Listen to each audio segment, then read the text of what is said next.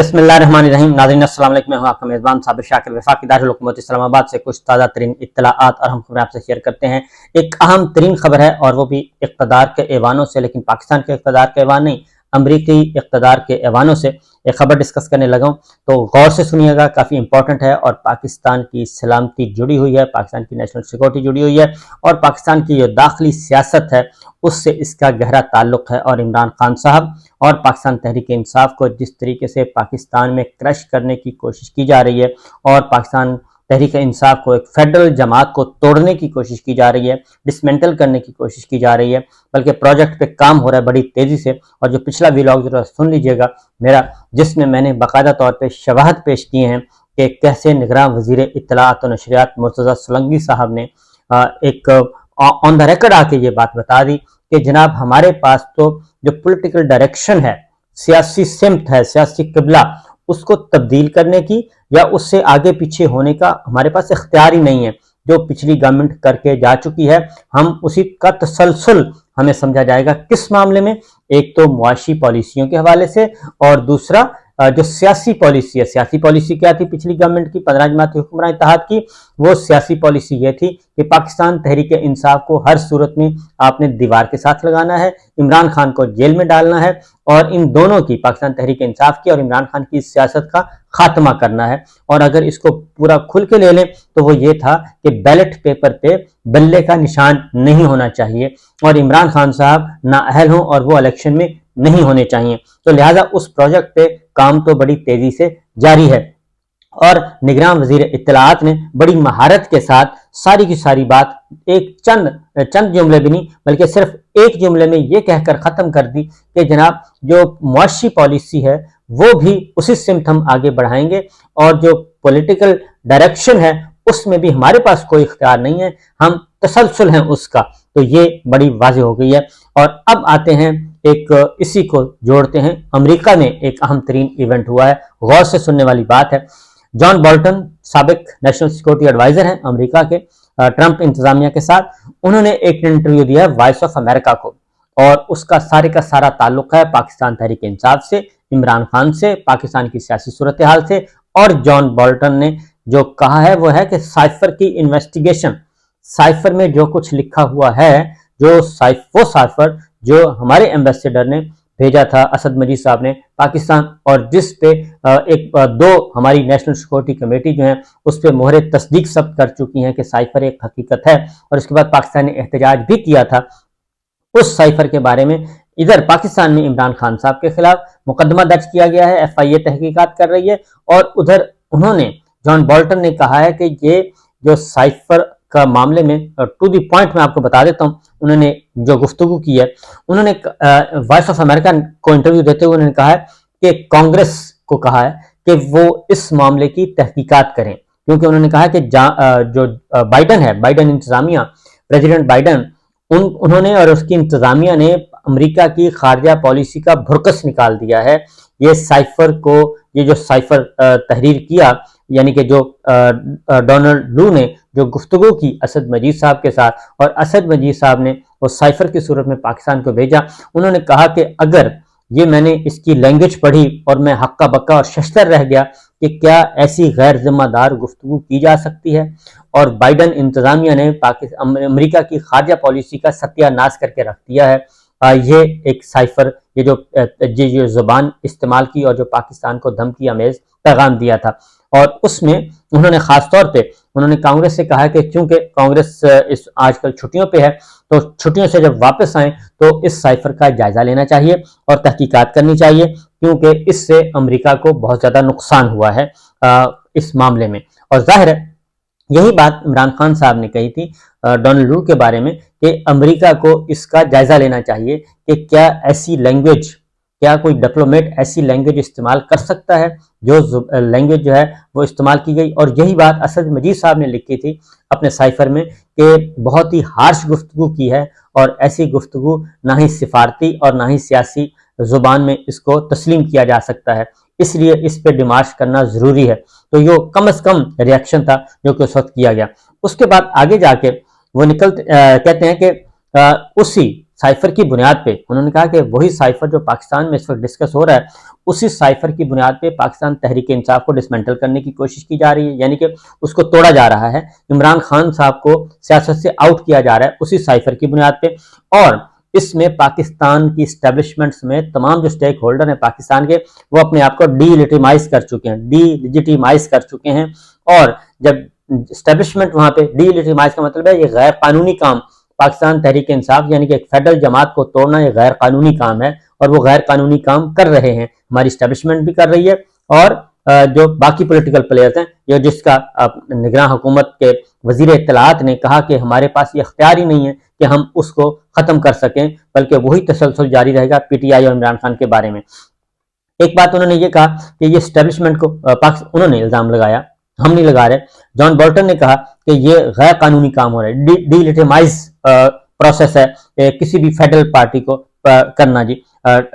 Dismantle کرنا، توڑنا۔ اور اس کے بعد اگلی بات یہ ہے کہ یہ ساری گفتگو کر رہے ہیں، اس کا مطلب کیونکہ پاکستان میں تو اس کا مطلب یہ لیا جائے گا یہ دیکھیں جی امریکہ سے حمایت اٹھائی پاکستان تحریک انصاف اور عمران خان کے لیے، نہیں، وہ یہ کام کر رہے ہیں اپنے مقصد کے لیے۔ وہ یہ کہہ رہے ہیں کہ یہ ایک ہو چکا ہے۔ پہلی بات ہے انہوں نے کہا کہ سائفر جو ہے، جو انٹرسیپٹ، انہوں نے یہ بھی بات کی ہے جان بولٹن نے کہ جو انٹرسیپٹ کا جو میں نے دیکھا intercept.com کی سٹوری، اور اس کا جو متن ہے سائفر کا، اگر وہ اسی طریقے سے نہ ہو، اس سے ملتا جلتا بھی ہوا، تو بھی وہ ایک خطرناک اور انتہائی غیر ذمہ دار جو ڈاکومنٹ ہے، انتہائی غیر ذمہ داری کا مظاہرہ کیا بائیڈن انتظامیہ نے، اگر اس سے ملتا جلتا بھی ہوا تو۔ اس لیے انہوں نے کہا کہ یہ عمران خان صاحب اور پاکستان تحریک انصاف کے خلاف استعمال ہو رہا ہے۔ اور اب اس میں اگلی جو بات انہوں نے کی کہ سائفر پہلے لکھنا، یعنی کہ سائفر کا جو مندرجات ہیں وہی غلط ہے، یعنی کہ یہ سائفر کی نوبت آنی ہی نہیں چاہیے تھی، اور اگر یہ آ گئی ہے تو اس بنیاد پہ عمران خان اور پاکستان تحریک انصاف، ایک بڑی جماعت جو ہے، اس کو دیوار سے لگانے کی کوشش کی جا رہی ہے۔ تو اب اس سے ہمیں فائدہ اٹھانا چاہیے، امریکہ کو اس صورتحال سے فائدہ اٹھانا چاہیے اور بارگین کرنی چاہیے۔ اور بارگین کیا کرنی چاہیے؟ اپنے مفادات۔ اس کی وجہ یہ ہے کہ اس نے ریپروڈیوس کیا ہے سائفر والے معاملے کو، پورے سائفر کے ڈاکومنٹ کو، جو intercept.com میں جو متن چھپا ہے اس کو ریپروڈیوس کیا ہے۔ انہوں نے کہا کہ اس کی بنیاد پہ کہ یہ عمران خان صاحب کا پرائم منسٹر کا وزٹ، ان کا اپنا ذاتی فیصلہ تھا رشیا جانا، اس سے یہاں سے لڑائی شروع ہوئی، اور پھر جس طریقے سے کہا گیا کہ سائفر میں کہ عمران خان کو اٹھا کر باہر پھینک دو، نکال دو تو مسئلہ حل ہو جائے گا، تو انہوں نے کہا کہ یہ ایک الارمنگ سچویشن ہے، اور یہ جتنا بھی اس کا انہوں نے کہا کہ یہ پروب کرنا چاہیے کہ آخر یہ نوبت کیوں آئی، اور پاکستان 25 کروڑ کا ملک جو ہے پاکستان، ایک جوہری طاقت ہے، اور اس سے امریکہ اور پاکستان کے تعلقات جو ہیں وہ کس حد تک خراب ہو چکے ہیں۔ اور اصل مسئلہ جو ہے وہ ہے پبلک ڈپلومیسی کا، کہ عوام، پاکستان کے عوام جو ہیں وہ کیا چاہتے ہیں۔ وہ عمران خان صاحب سے جڑے ہوئے ہیں، پاکستان تحریک انصاف سے جڑے ہوئے ہیں، اوورسیز پاکستانیز، وہ خواہ امریکہ میں ہے، برطانیہ میں ہے، مڈل ایسٹ میں ہے، اور بڑی تعداد ہے، تقریباً 10 ملین، 1 کروڑ پاکستانی جو اس وقت باہر کی دنیا میں موجود ہے، وہ سب کا سب عمران خان سے جڑا ہوا ہے۔ تو وہ کہتے ہیں کہ یہ ساری کے سارا جو پبلک ڈپلومیسی ہماری ستیاناش کرتی ہے، پاکستان کے عوام میں ایک اشتعال ہے اسی بنیاد پہ کہ عمران خان صاحب کو امریکہ نے ہٹوایا ہے۔ تو یہ جو معاملہ ہے یہ بڑھتا جا رہا ہے، اور اس کے نیگیٹو امپیکٹ آ رہا ہے پاک امریکہ تعلقات پہ بھی، اور یہ مستقل رہے گا، جس کی وجہ سے یہ عمران خان صاحب کو اگر ہٹاتا ہے، پولیٹیکل پارٹی پاکستان تحریک انصاف کو اگر ایک نوٹیفیکیشن کے ذریعے اس کو بین کرتے ہیں، تو کیا یہ معاملہ ختم ہو جائے گا؟ یہ معاملہ ختم نہیں ہوگا، یہ معاملہ آگے بڑھے گا، اور کیونکہ ووٹر اور سپورٹر اور کارکن وہ موجود ہیں اور وہ موجود رہیں گے، اور وہ عمران خان کے ساتھ جڑے رہیں گے، اور وہ نفرت کبھی بھی ختم نہیں ہوگی۔ تو اس لیے انہوں نے کہا ہے کہ اس کی انویسٹیگیشن ہونی چاہیے، اور اگلا ہے کہ اس سے فائدہ اٹھانا چاہیے، امریکہ کو فائدہ اٹھانا چاہیے۔ کس سے فائدہ اٹھائیں گے؟ وہ ہماری ملٹری اسٹیبلشمنٹ کو پریشرائز کریں گے، وہ ہماری نگراں حکومت کو پریشرائز کریں گے، اور بارگین کرنے کی کوشش کریں گے۔ یعنی یہ اس سے زیادہ باقی یہ ہے اس کا انٹرویو کا ڈیٹیل۔ اگلی خبر جو ہے وہ میں آپ کے ساتھ کرتا ہوں کہ آگے اسلام آباد میں کل ایک ایونٹ ہوا جی، اور سرکار کی سرپرستی میں ہوا، اور وزارت داخلہ نے اس کی اجازت دی، اور وہ تھا پی ٹی ایم کا پشتون منظور پشتون کا معاملہ تھا، وہ آئے تھے اور وہ آئے اور آ کے انہوں نے اپنا ایک ایونٹ کیا اور دل سے جلوس کی آزادی تو ہے، لیکن عمران خان صاحب، پاکستان تحریک انصاف، ان لوگوں کو نہیں ہے، اور یہ سرکاری سرپرستی میں ہوا۔ اور سرکاری سرپرستی میں کیا گیا ہوا یہ ہے کہ کیونکہ سرفراز بگٹی صاحب وزیر داخلہ ہیں، انہوں نے کہا تھا کہ ہم نے لوکیشن چینج کر دیا کہ آپ نے یہاں نہیں آنا، یہاں آ کے کر لیں۔ اس میں جو تقاریر ہوئی ہیں وہ تقاریر آپ 9 مئی کو بھول جائیں، 9 مئی تو کچھ بھی نہیں ہے ان تقاریر کے سامنے، اور حیرت ہے کہ یہ سب کچھ ہوا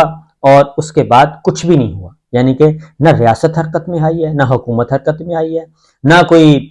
ہماری اسٹیبلشمنٹ حرکت میں آئی ہے، بلکہ انہوں نے وہ ساری گالیاں جو ہیں، ساری گالیاں اور دھمکیاں اور گالیاں وہ برداشت کر کے بیٹھے، آرام سے سن کے بیٹھے ہیں۔ اور اس میں کیا کہا گیا، اس میں جی ایچ کیو کے مکینوں کے بارے میں کیا گفتگو کی گئی وہ ذرا سن لیجئے، کیونکہ جی ایچ کیو کے مکینوں کو انہوں نے دہشت گرد کہا ہے، اور اس کے بعد یہ جو